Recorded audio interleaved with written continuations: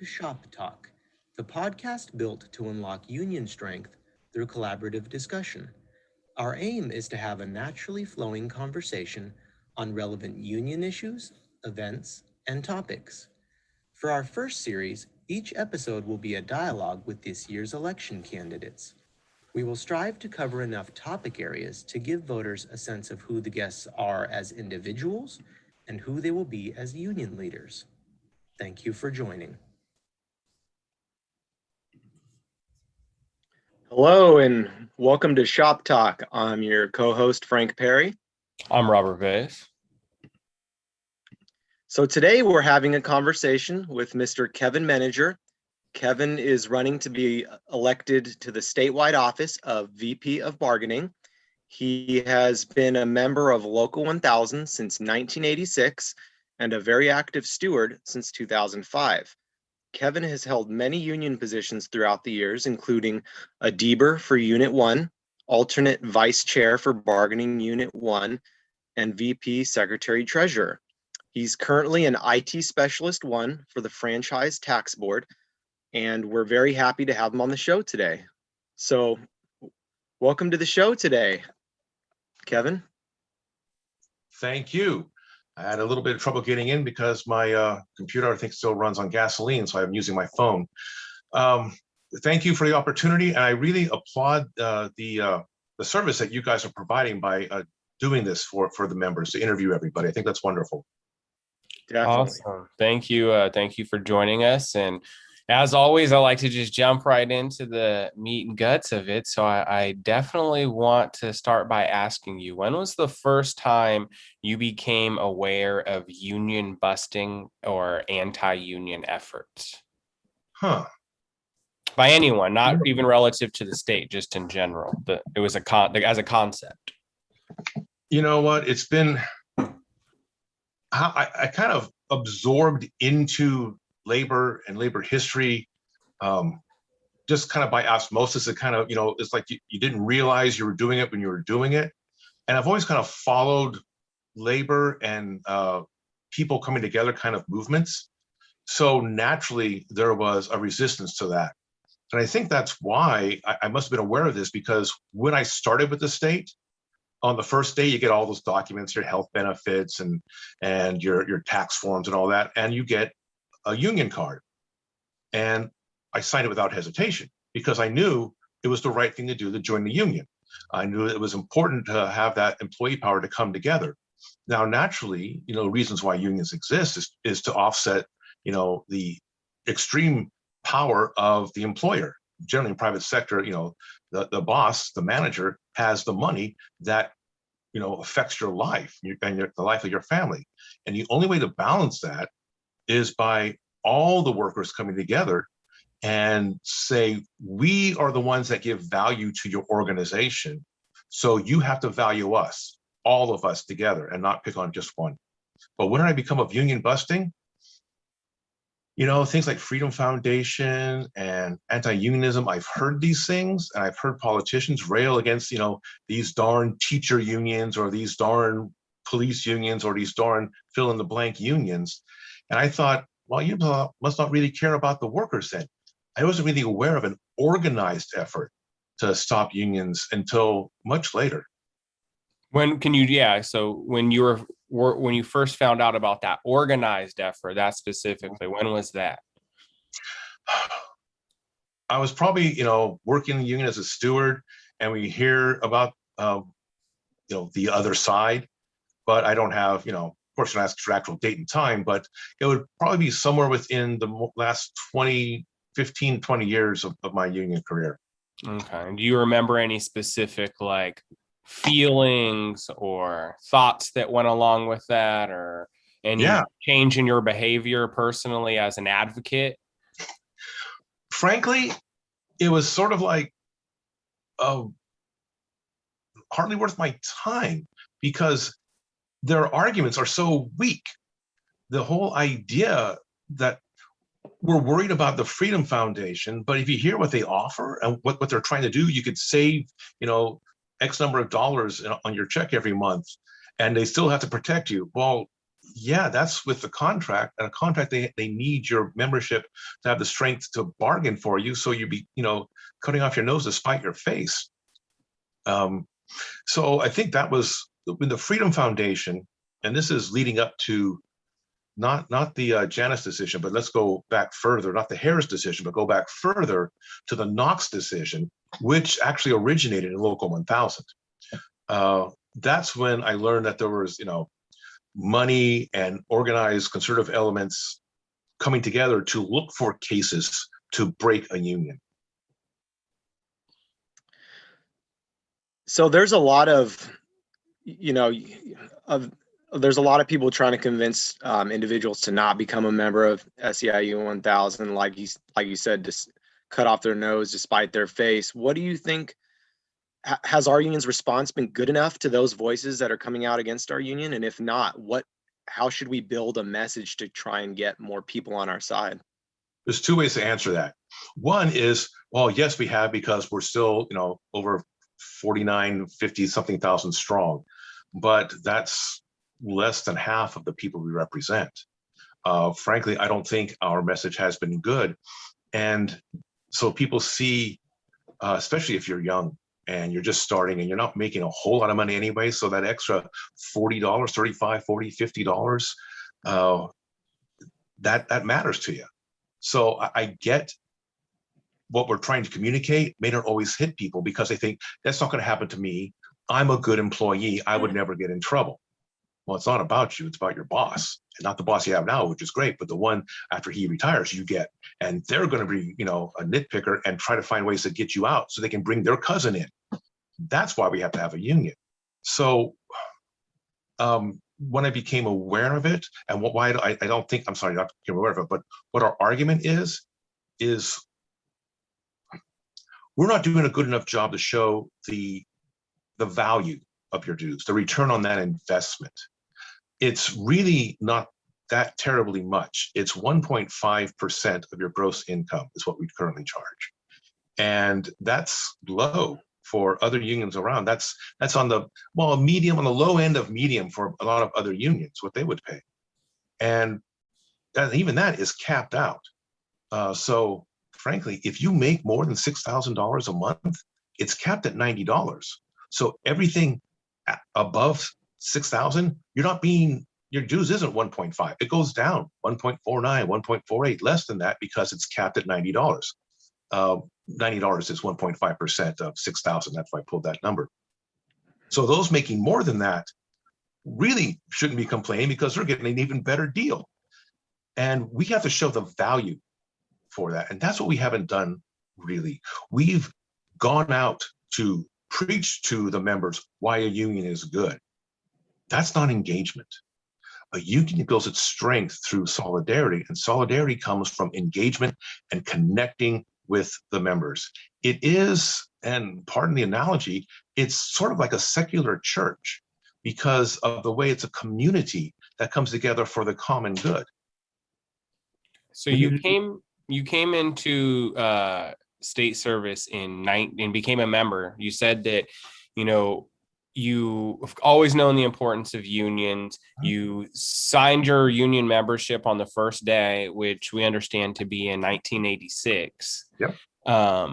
And so at that time, so you said you knew instantly, hey, first day I'm going. And that was because you kind of grew up in union. So can you kind of describe that like first time, I guess it really clicked in your heart and your soul that unions were important? Like, might have been a young age, it sounds like, but when did it click for you?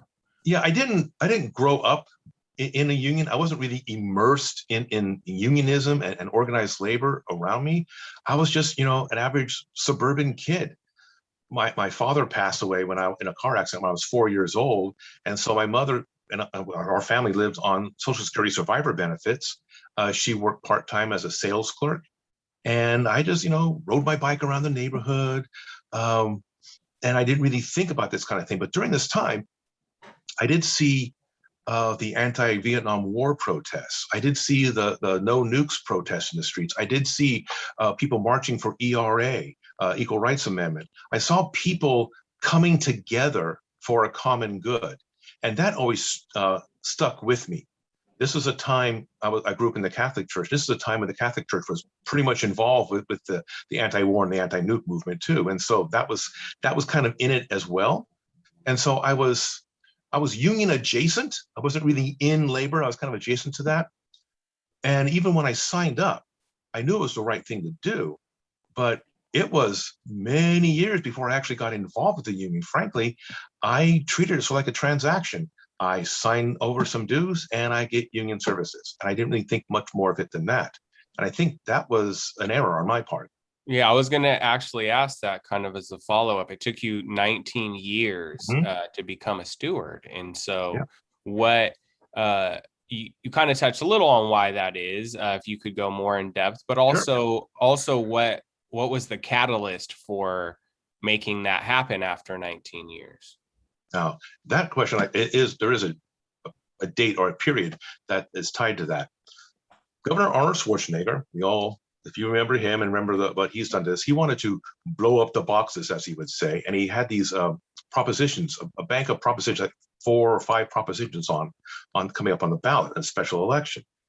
This was 2005.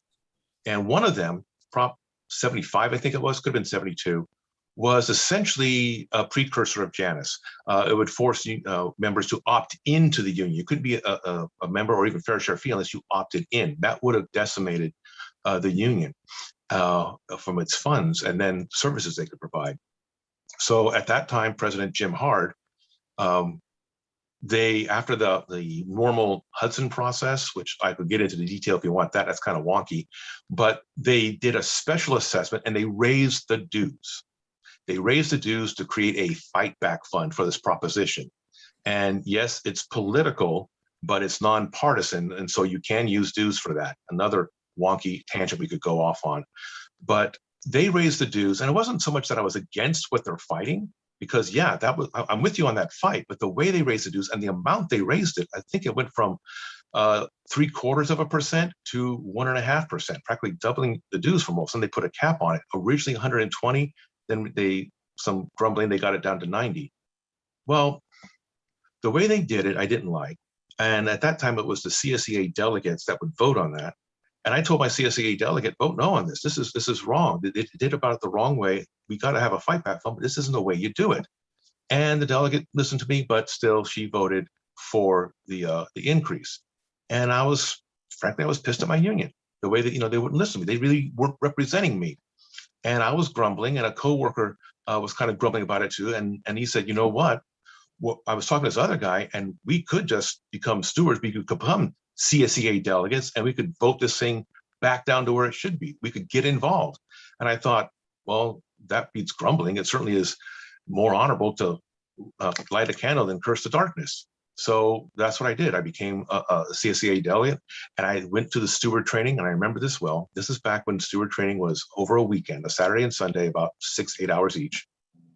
And one of the first things the staff did is they ask you, why do you want to be a steward? Why did you come into this class and give up your week and become a steward? And they went around, it's because, I believe in labor, or I want better rights, I want better, pay. They got to me, and I said, frankly, I'm here because I'm pissed at my union. You weren't listening to me, and I didn't like that. And I remember so well, a staffer named Jean Troutman Poole, God rest her soul, said, well, good for you. That's great. And that kind of acceptance of even an alternative viewpoint, and one that was at least had some fire and passion behind it, I thought, this is where I need to be. People who recognize that there's a struggle, there's argument, and we can come to a decision and move forward from that. So that's really, I think, what the initial fire. So thank you, Gene. So how is our union responding in this post-Janus decision world? And how should it be responding? Well, I can tell you this, we've lost about 10% of our membership post-Janus. Now, when it first hit, people said, oh, Janus is going to cut the union in half, going to lose a bunch. And I said, no, we're not going to lose a whole lot of membership.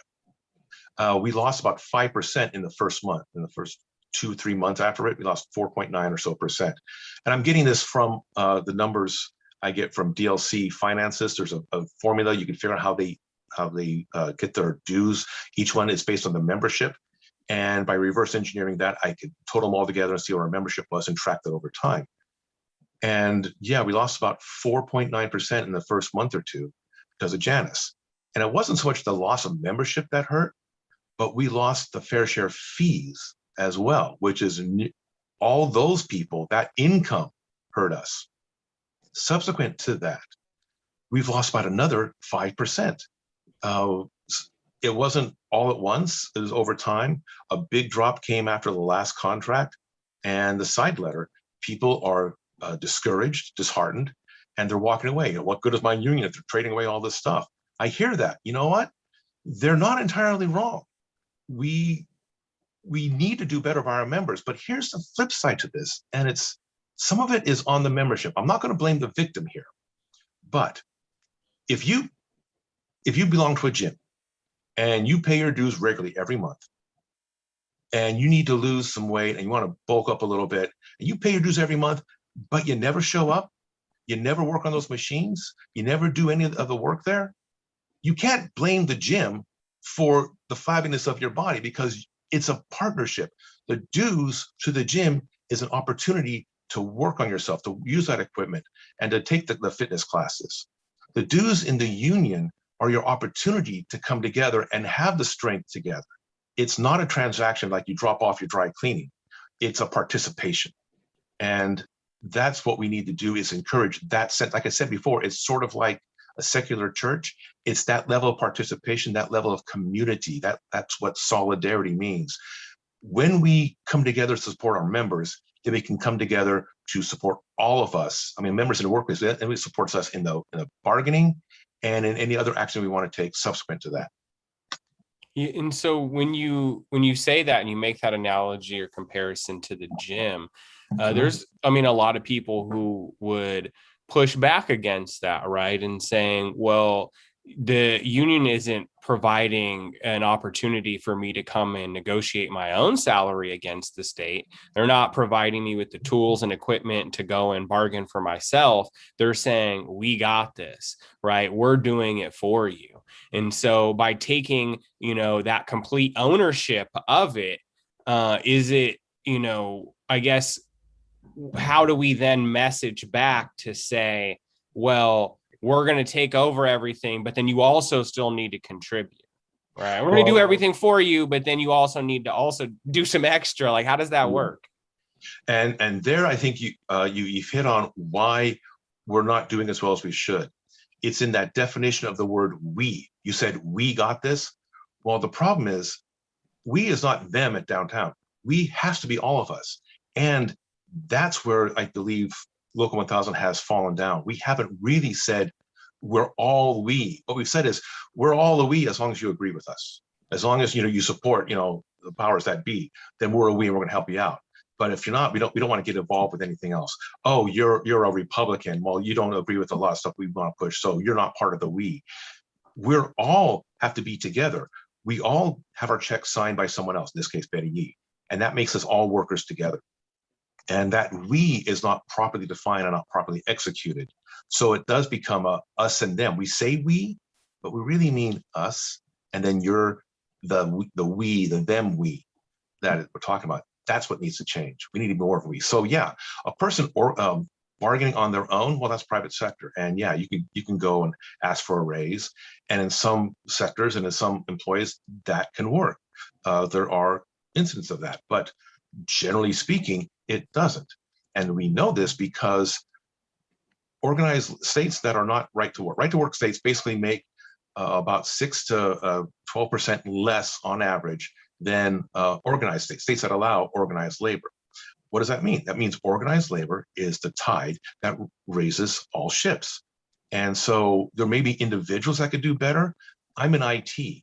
I was in IT during the .com boom, and yeah, maybe I could have gone to work for Google or Netscape or some other startup. Would have been working 68 hours a week, but would have been raking in the coin, right? And I opted not to do that. Well, one, I had a young family at the time, and so the benefits were really important. And you could do that, but then what happened with the .com? The bubble burst and all these people were laid off and let go. While working with a union, you have all of us together. We protect one another. If there's going to be a layoff, and we need to be thinking about this with the prison closures, there's a procedure to try to place these people in other jobs and pay for some of those relocation expenses. There's a procedure to go through that through the SROA list. A union has that. A union backs it up. Is our contract that got that. So you may think you do well on your own. You may think you're a number one employee, and God love you, I hope you are. But your cube mates aren't necessarily. And together, we all have more strength than any one of us individually. What's the old proverb?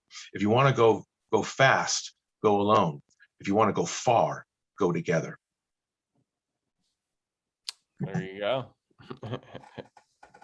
So I guess kind of shifting directions a little bit on that. You're currently the VP for Secretary Treasurer, which according to the way our union runs, our policy file makes you the number 2 in charge of the union. And so you're running for the VP of bargaining, which would put you down, some would say 3 or 4, but either way lower. So why the reason for switching, and what does it mean to kind of give up a little bit of power to I guess be in a position where you're hoping that whoever becomes president will let you do something? Well, a lot of stuff to cover there. First of all, if you look at my career, I spent most of my time in bargaining as a DBER, a member of the bunk. Bargaining has always been what I wanted to do. When I ran in 2015 with Annika and Ruth Ibarra and Crystal Casey, I ran for VP of bargaining. So it's always been a lot of my passion where I go. I really like being Secretary Treasurer because I'm sort of a wonky data guy. I like reading policy and reading contracts and try to figure out what it really means in there on how the state might turn things around. So looking at the policy file also, I look at that. And I proposed numerous changes to the board, which really haven't been accepted. That's a political issue. So why would I take a demotion? Well, it's no longer number 2.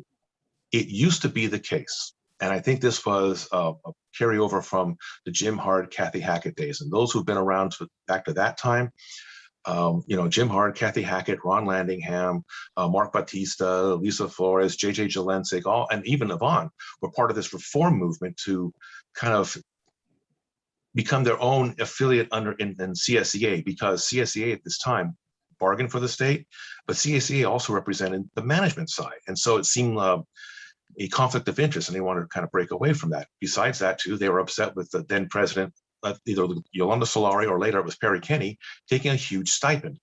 And that just didn't sit well with them, so they broke off. And then Jim and Kathy worked so well together. The thinking was Jim as president and Kathy Hackett as secretary treasurer. Should something happen, Kathy could step in because she basically was the mirror of Jim and had the same kind of thoughts. So it was set up that way originally. Subsequent to this, and it may have been as part of that 23-hour marathon session back when there was major policy changes in the policy file, including the stipend, but the other stuff was in that too, where should the office of the president become vacant, the remaining executive officers choose amongst themselves who should step in as president. It's not an automatic to the VP secretary treasurer. So that kind of puts them all on the same playing level. So it's not really a demotion like you think. It would have been back in the day. It's not like that anymore. Yeah. So on that particular procedure, but still there's, if there's a protest to the election, say, it's supposed to go to number 2 being, so there is still several scenarios in which case the secretary treasurer would default to being the president, and when in certain circumstances, right? But and we don't have to get too much into the weeds of all that. More the question is so why, if you're in this role now, you're passionate about the data walk, you want to see the money, you're clearly doing a job, you're a good job at it in terms of what you're allowed to do. So why Why the switch? Well, as much as I do enjoy VP Secretary Treasurer, my passion was for bargaining. And frankly, I've seen us bargain not stellar contracts, less than stellar, perhaps lukewarm contracts. I've seen us capitulate on side letters. Yeah, I can vote against these side letters, but it's overwhelming the way they basically accepted it. And I kind of get that. I mean, if the state's going to shove you down to the ground, you want to kind of control the fall a little bit. So I get why you want to negotiate some of that stuff. But we weren't in a position of strength when we negotiated these side letters. I don't think we're in a decent position of strength when we negotiate our last few contracts as well. So I have a new, slightly new, not totally new, but slightly new approach on how I want to do bargaining. And of course, I'd have to work with the bargaining chairs because we actually negotiate 9 separate, well now I guess 10 separate contracts. If you go to CalHR, and Unit 1 has a contract, Unit 3 has a contract. Every bargaining unit we represent has their own contract. We do negotiate at a master table, and you'll see that stuff duplicated in each one. But these are all separate contracts, and the chairs, you got to respect their position as well because they understand their bargaining unit. But I have a new way I want to use the DBERS and a way I want to negotiate and organize before negotiating. So I'll have to work well with the VP of organizing on that as well, that I don't think has been adequately done so far. What we've done in the past has been surveys. We've all gotten a survey. What's important at your job? What do you want to change? And we've done the town halls, which were run as more of a promotional thing. And then with the time for question and answer at the end, that needs to change as well. So I want to get involved with bargaining because if we keep doing the same thing, we're going to get essentially the same result. We need to do something new. And the state needs to see someone else on the other side of that table. So, Kevin, we talked to Annika in the last episode, and she talked about what's kind of well known in the union right now, and that is how the 3 VPs really have no power or limited power and are hampered by the president. So there's 2 scenarios that go down after this election if you win, right? So one is you win, and you become VP of bargaining, and the president who's on your slate, Sophia, also wins. Mm-hmm. The other scenario is that you win and somebody else wins. Maybe it's Yvonne again, or maybe it's someone else who's running for president. So what have you learned in your current time as VP, and how will your approach be different if you win and Sophia wins, and if you win and someone else's wins trying to hamper you yet again? What are your 2 approaches going to be? Well, one, I am constantly being pleasantly surprised on how I want to respond to a question, but with Sophia and Annika and Dave and I are in a room, we want to respond to a question, and my mouth starts to open, and then Sophia will say something, and it's almost exactly what I was going to say. We're really on the same wavelengths when it comes to supporting our members, of getting a general salary increase for everybody, focusing on that, again, that rising tide to lift all the boats. We're really in sync there. So I think that's going to be a great partnership going forward. Now, in the alternate scenario you brought forward, frankly, I think Yvonne and I understand one another. I disagree with her approach on stuff, which is ironic. I had the same issues with Jim Hard back in the day. I disagree with his approach to stuff, but I kind of agreed with what he wanted to do. And we were kind of friends to this day. And Yvonne, I see where she's going with stuff, but there are areas, of course, where we diverge drastically. But I don't see that there's a respect there, essentially. I've had to take over some board of directors meetings, because that would be my role as Secretary Treasury. I'm right next to the podium. She usually first me. It could actually be anybody to chair a meeting, but this is the way we do it. And we're pretty much in sync and how that works in looking at the budget and how conservative or frugal, I should say, we are with the union's money. So that works. But really what it comes down to is relationship with the other chairs, because they all move their own tables.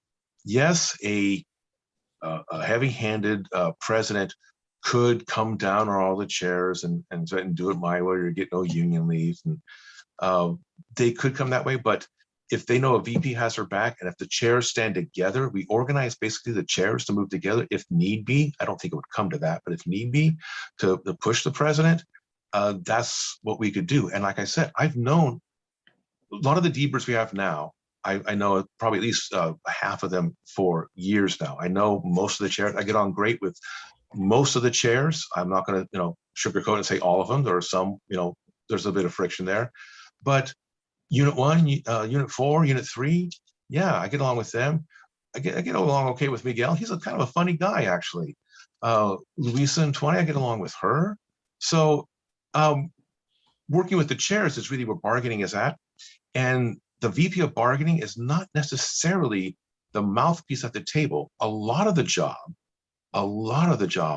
is coordinating the 9 separate tables into the master table. It is making sure we're not stepping on each other's toes.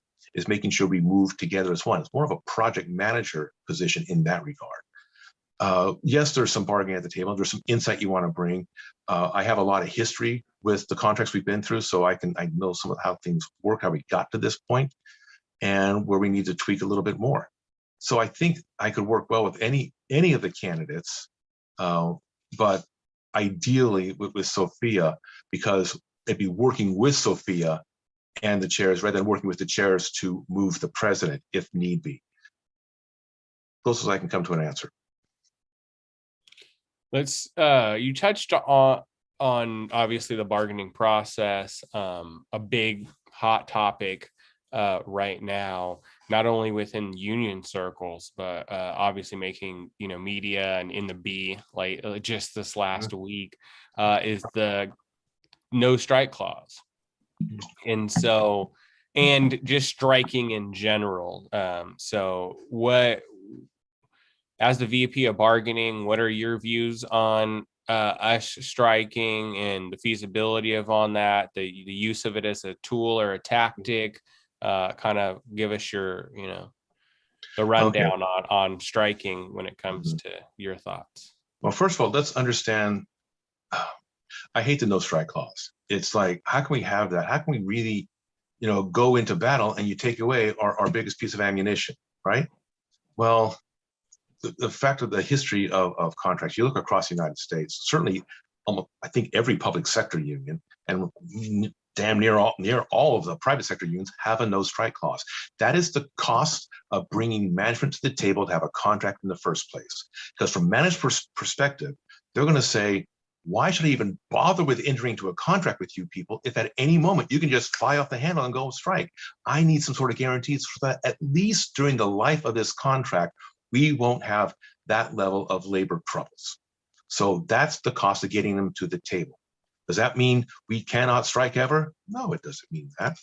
There are conditions where we can.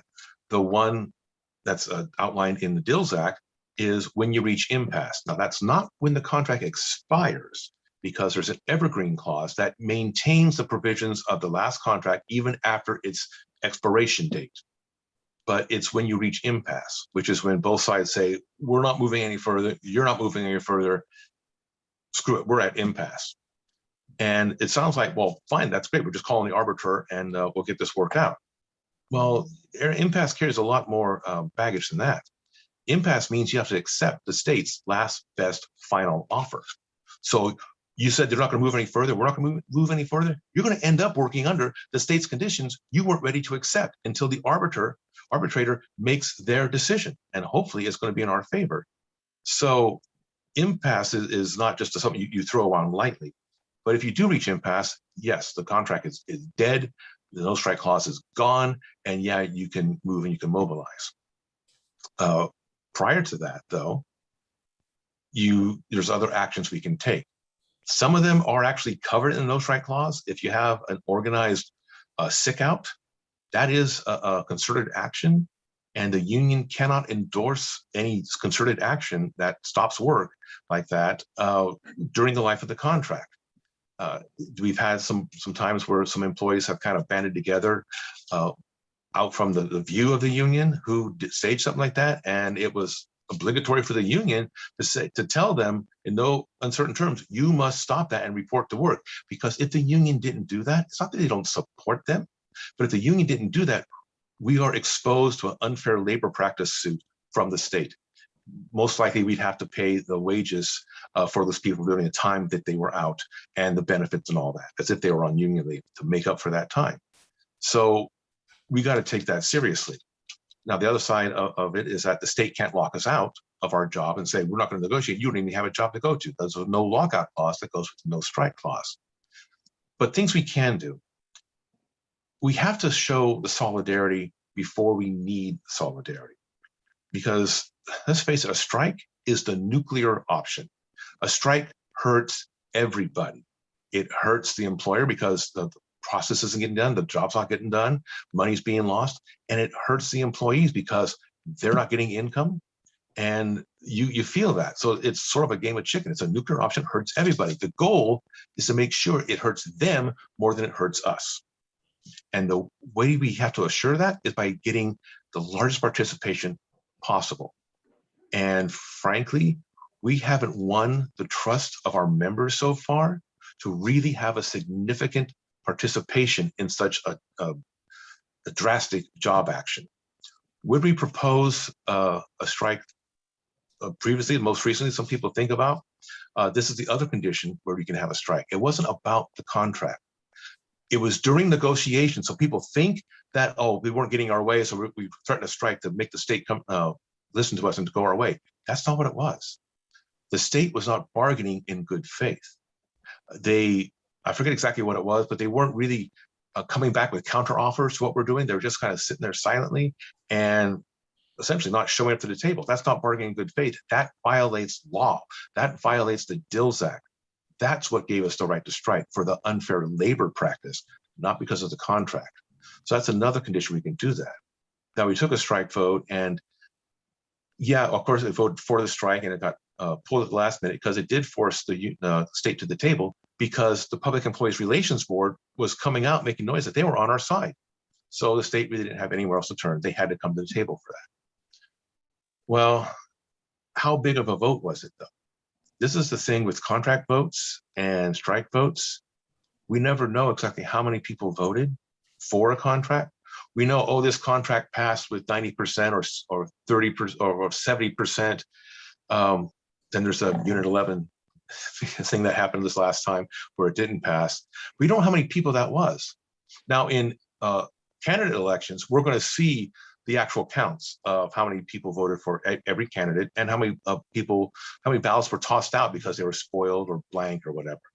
But we don't get that with the strike vote. So we don't really know, at least as members at large, we don't know how strong we really were for that vote. We can have a 90% vote, but it's only 2,000 people of a population of some, near 100,000, give or take. The state's going to, brush that off like, yeah, big deal. We ain't hurting. Why should we, listen to you? So what we have to do ahead of time is show the state we mean business. And this is why the little things like purpling up, wearing a button, and what's really great is a solidarity break. Imagine at a call center, and I'm bringing up call centers because that's some grunt work, man. They're all in that boring room and they're making their calls and dealing with customers, taxpayers that are generally not happy to be talking with them. And it's some tough work. And they're watched so tightly. You have to log in how long you spend in the restroom. You can't take notes for more than a few minutes because it's going to cut down your throughput of your calls. So you can't really walk out. It's great when some people can walk out and you roll over the phones to the management. They hate that. But that has some danger because you're interfering with the work unless you have enough people. That's another thing I'll touch on. But if everybody in a call center, if everybody in any office were to stand up from their desk, still keep your headset on, still do your job, but stand up from your desk and wave a little purple flag or something, the idea of a large number of employees moving together is what tells the state, whoa, we got something here, something we have to worry about. Because it's about how much we can inconvenience the employer without endangering our job, without crossing that line into stopping work, because that becomes a job action which is protected by the no strike clause. The state can come down on us if we have a blue flu, if we do stage even a temporary walkout. So we have to know the lines where they are and show our solidarity before we get to the line. It's sort of like when a country amasses its troops on a border before an invasion. Then you know, well, something's up and they got a lot of strength over there. We better be listening to this other side. That's what that stuff, the solidarity breaks and the purpling up, and that's what that does. It's not just a frivolous, oh, I get a free t-shirt. We have to all wear them on Wednesdays. We have to all show that solidarity. And it sounds like, you know, touchy-feely, just little gimmicky stuff, but it's how we build the impression that the state knows we're going to move together. Because when it's just a few of us walking out, the state doesn't care. They can reprimand those people, suspend them for a couple of weeks, and the work will still get done. When it's an entire office or 90% of an entire office, they can't afford to do that. And they don't think it's going to be 90% until they see everybody wearing purple, everybody wearing the button, everyone standing up for a solidarity break. That's why those things are important before we even get to the idea of a strike, is we have to build that strength ahead of time. It's one of those difficult things, you know, because in order to convince people to take any type of actions, whether they be small actions like purpling up or taking part in a larger union action, you kind of have to have a win first, but it's hard to get that win without the support. So it's kind of one feeds off of the other. How do you reconcile that fact that, you know, all the people have seen, like you mentioned earlier, are us, you know, managing the fall instead of, you know, managing a way to climb up the ladder. Exactly. And they see their money just going down the drain. So what is the first step out of all this? Is it to get a win first before you can convince people, or is it to try to do both? How do you approach the fact that one relies on the other? I like the way you put that, Frank. That it is, we got to stop managing the fall and manage the climb instead. That's good. Way back, one of the early union trainings I went to, real-time strategic changing was called down in San Diego. But I learned something that stuck with me. And if anybody watching this might have to write this down so you can picture it. But it's a formula of overcoming resistance, getting people to move with you. And to overcome resistance, you need a combination of dissatisfaction. Well, we got that all over the place. Plus a vision for the future, an attainable vision for the future. Well, you hear all the candidates giving their ideas about this. Plus the first steps, tangible first steps. And that's the thing where little things like wearing buttons and purpling up doesn't seem like a first step. So we need some more stuff. This is where organizing becomes important. It's not just about the bargaining stuff, the organizing in the work sites for worksite issues. Sophia, I think, has talked about her quick response team idea, that if there's a problem in a work site, in an office with some management bully kind of a thing, that a member could call the union and we'd have somebody there in 2-3 hours to be talking with that manager. That kind of turnaround like that. There's a problem, union shows up. There's a problem over here, union shows up. One, that builds our visibility with the members, and that we're actually showing up and doing something. And no matter how it turns out, the showing up is what's important. Winning is great, but we have to show that we're going to show up. I mean, how long did the Chicago Cubs go for their fans before they actually won a series? They were always losing. The fans still showed up because they were fighting for them. Those Cubs were playing for Chicago. The union needs to be playing and fighting for our members. And we're going to take some lumps. We may lose here or there, but we're going to keep fighting no matter what. Showing up matters because that gets the people behind us. And if we had a quick response team, the various offices, DMVs, EDDs, Caltrans, Franchise Task Board, wherever, the state's going to recognize the union shows up and the people respond. That's going to give us more leverage at the table.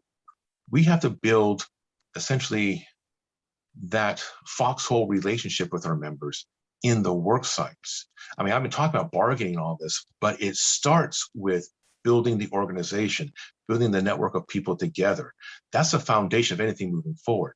A union exists for two reasons: negotiating a contract and defending that contract.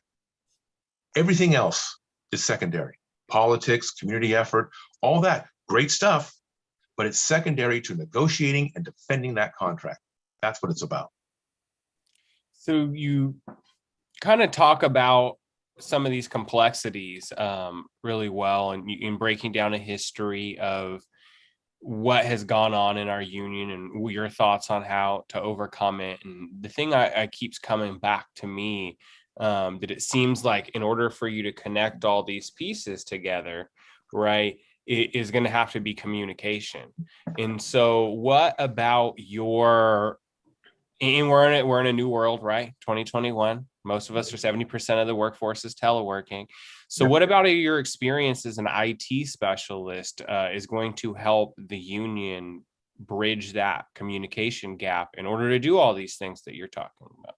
Well, you said my experience as an IT specialist, and I can really get off wonky about data mining and the stuff that we have, the information we have in our Compass system, which I've never got to see.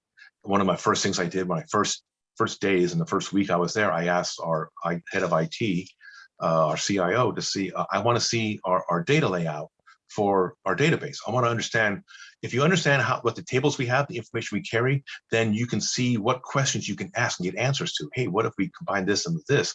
We can find out where we're strong and weak somewhere. Well, of course, I never got to see that.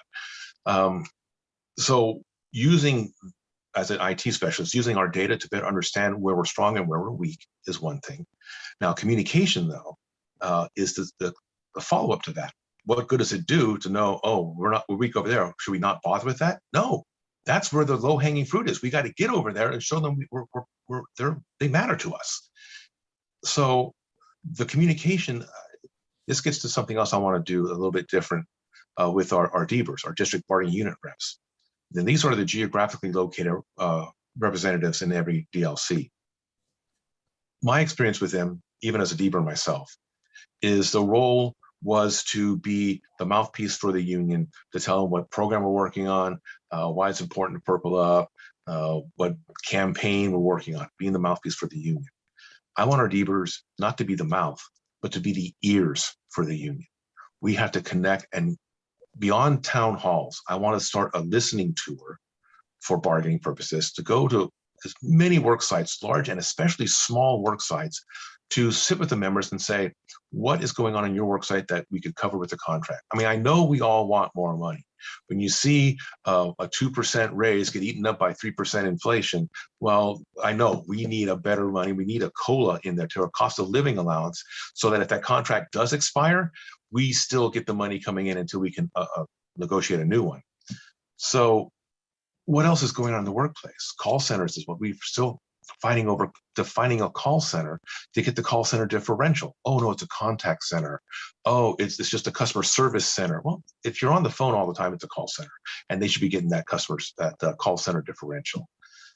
But we need to engage the members where they're at and go out and actively listen to them. This is a bargaining tool. It's an organizer. I think that hits on what I guess the question I'm trying to ask, which is meet people where they are, which is online, in telecommunication areas, in their work emails, right? They're on their work computers and accessing their work email. So what about, how, I guess, I don't like to put too many of my opinions in the show, but it's very clear to me that we don't do enough from an IT perspective, from we don't have enough technological communication. We don't, we're not texting you. We're not getting enough emails to you. So there's a huge gap in the IT world and how that translates to communication. So do you have any, I guess, thoughts on that, or specific, things that you see we could do or implement, or do you even agree with that, Well, certainly, we're 21st century. We are using, mid 20th century tactics in the 21st century world. And we have not been, this is sad, we have not been as agile as the state is in adopting technology to address the needs. every DLC, for instance, should have a Zoom account paid for by headquarters. It shouldn't have to come out of the DLC funds. We should be doing that because that's what builds our union strength. But I don't want to become too dependent upon technology. Yes, there are text messages we should put out, and we should be forming our networks with the text blasts, and they could be more segregated and then parsed out to DLC users, to classification in a particular DLC, because the employee represents in this EDD office is not having the same problems as this one over here. So let's target these people so we can communicate with them and just make sure they know about it on the email. But texts have to be, that's a fast turnaround kind of a thing. But I don't want to become too reliant upon technology. Yes, it's a component, but it's a tool. And I'm an IT specialist. I've been in IT for over 30 years of my career, and I love tech, but not everyone has tech. Not everyone has access to tech. And a lot of people we represent don't have the same facility with it. So we need to reach them as well. Also, nothing beats face-to-face communication. I know we're in a pandemic situation right now. This will burn out before the next contract, God willing. It should burn out by then, and we'll have better solutions. We can meet face-to-face. And if nothing else, we can still come together outside of the workplace. So if we can't meet together in the workplace because so many people are teleworking and there's only 25%, like in my office, it's, I could see tumbleweeds going through there. It's so empty. It's big. We've got about 1 million square feet and only 25% occupied, right? But we can meet at people at other places. We've had meetings. I've gone to meetings in pizza joints and in parks, and bring people out, provide them a reason to come out. Not just, hey, the union's here, you get a button, get a flyer, get a banner. No, it needs to be something more meaningful than that. And that's how we form the networking, the connections to real people. You inform this, of course, through emails, through text, and through those channels, but technology is a tool. I've seen it happen in other organizations where you adjust the work and adjust the mission to fit the tech that you have, to fit the tool. And that's bass backwards. You can't do it that way. The tool is the tool that serves the mission. So yeah, we do need to be looking at other things. An easy one is live streaming of board meetings. I want to bring beyond just board meetings. I think David and Annika has talked about that, and Sophia's talked about that. Of course, we should be doing that. It's the members' dues paying for this. They should have an option to go. If we can go to it live. I went to so many board meetings when I wasn't at the table, I was on the board. I would go up to the mic and I'll raise my issues. Back when they used to do that, I'll go to the mic and raise my concern with the things they're proposing. Most famously, I forget what the proposal was, but I was standing at the mic for a long time, and then DLC President Javier Cardenas noted that, hey, Kevin's been, we've got somebody waiting at the mic for a long time here. Don't you want, we should listen to them? And Yvonne said, oh yeah, you're right. Sergeant of Arms, take away that microphone.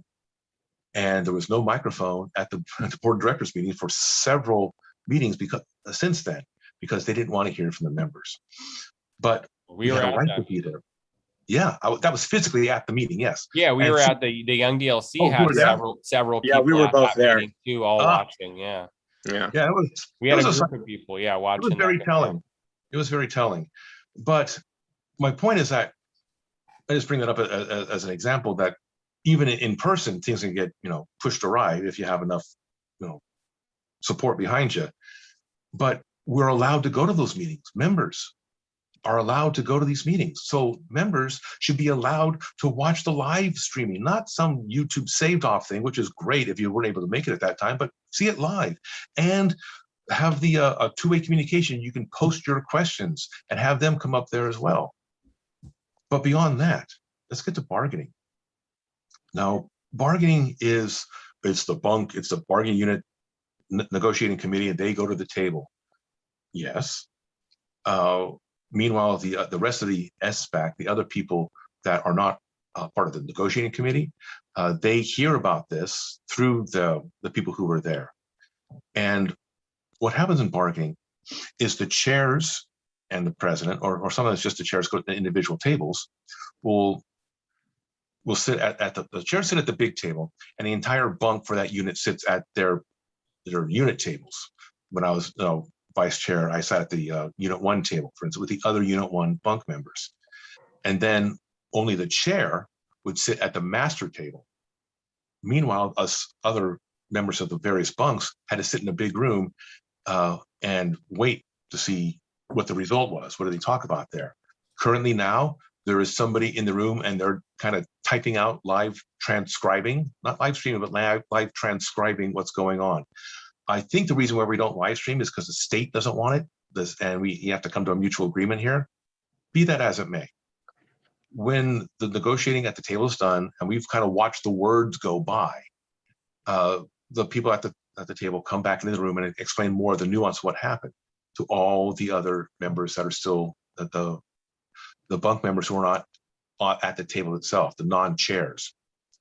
I want members to be able to participate in that, or at least be able to observe that. That's something else that should be live streamed.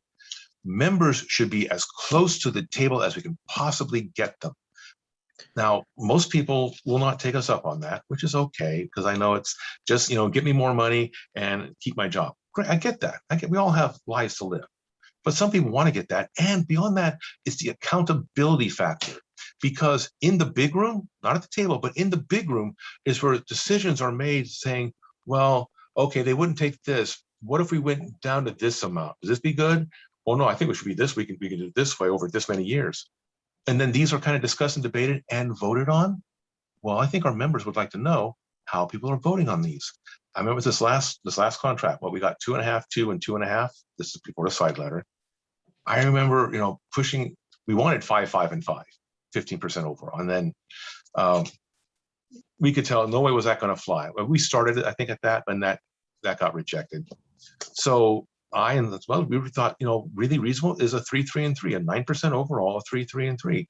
And we were really trying to push and argue for that until I think Yvonne said, no, I talked to the Department of Finance. The only thing they're going to accept is a 2.5, 2 and a 2.5. So there's no point in doing anything else. Well, first of all, I don't work for the Department of Finance. I'm in the union, and we say 3, 3 and 3. But if your lead negotiator is not willing to take you there, then you get what you get. And I think members would benefit from knowing that little bit of how the sausage is made, of how we get there, and how their people stand up for them or don't. Hey, Kevin, I have one final question before we end out today. If I'm sure people want just a really clear answer from you on this, but going back a little, you talked about you not having access to the Compass database. The Compass database is, a database where we keep all the members' information and contact information, things like that. And you talked about really wanting and needing access to that to do your job. And we talked with Sophia last episode on, with the big problems of the president really not giving any power to the vice presidents. And we brought up the question to her whether some of these changes would need to be codified somewhere and written down as rules for the union in the policy file. Now, if Sophia becomes president and you are on her team, will you make it an effort to codify changes in the policy file to return powers under any further circumstances to the vice president, so in future elections they're not just railroaded? Will you make that an effort along with Sophia to codify these changes? That's not quite where I thought this was going to go, because first, how do we do these changes? And I think you touched on it. A lot of these do not require policy file changes. It's just by fiat of whoever is in charge, access to certain information, how we utilize our resources, whether they're going to be on political or on organizing kind of thing. Those are staffing decisions made at the top level. It's not in the policy file. But I think you speak some wisdom there that, yeah, but what about the next guy? What about the next lady who's going to step in? What's going to stop the same thing from happening to them that happened to me if things went awry for them when they run? And we always got to be thinking about the seeds we're planting, the shade for other people down the line, the years. Think about what's going to help them down the line. So that would be the wise thing to do. Some of it gets too wonky. You don't want to be specific about the Compass database, but you want to say that they would oversee. I think the Secretary Treasurer would be the right person to be directed. They oversee and maintain the data and resources of the union. Certainly, I should have been able to see the lease agreements we had for various office space that we rent. I would have liked to have seen our investment. I know it's rather conservative in bonds and stuff. And our CFO has told me, they don't really return a whole lot, but it's just a place to keep money. They barely keep up, but it's cheaper than just keeping it in the bank. That should be a bit more clear cut as to what the roles would have access to, so it couldn't be taken away so easily. It still could be taken away because, let's be clear, strictly speaking, it's not the president who runs the union, it's the board of directors. And it's the board's job to direct the executive officers, the president and all the vice presidents, to continue the program and the direction that the board decides upon. Now, if you have the board moving your way for whatever reason, I don't want to cast allegations, but they seem to move as a unit. You see, strangely, we have two teams that move as a unit and they're running against each other. I don't quite understand that, but then you can have your way. The board won't move you in a way you don't want to go. But strictly speaking, if the board members represented their constituencies, their DLCs, their bargaining units, and they saw we had to go a certain direction, they then would tell the president, well, we've done this before, directing the president, we want to see a report on our political spending at the next meeting. We want to see a report at every meeting of the salaries of staff and the organization charts. We want to see, and those reports then, those become things that they pass when they vote and pass that, then it is incumbent upon the executive officers to come up with that information. Kevin, oh, sorry, I didn't want to cut you off. I was going to finish, because I want to finish back to Frank's point of the protection of codifying this. Some of the stuff should be codified so it's not so easy to change. Some of it can be changed. Let's face it, the 3 VPs had their union leave stripped away by changing the policy file, and which made us gobs more ineffective than we should have been because of that action. And so it's not a totally 100% secure protection, but it goes a long way to helping the future. And I think that's a great idea, Frank. Thank you. Well, yeah, so we want to thank you for coming on, spending the last hour plus with us. It probably flew by, but yeah. we do want to kind of, make sure we keep all of them similar length, but we do appreciate you coming on, sharing the platform, being willing to answer questions. And so thank you. Oh, no. And like I said, thank you, not just for this time together, which was fun, and I appreciate it. Obviously, we could go on for about another half hour, an hour again, but for what you're doing for not just the other candidates, but for our union in general, opening this up to others, I think that's fantastic. So I hope you're going to keep it up after the election. I think there's a lot of labor stuff we could be talking about. We will. And thank you once again, Kevin, we appreciate your kind words. If you're watching and you'd like to be a guest on the show, on the Shop Talk, please email us at talkshop1000@gmail.com. And also stay tuned. We're going to be doing a double episode today. We have a very special guest on the 2 p.m. episode of Shop Talk. So join us then, and we'll be looking forward to it.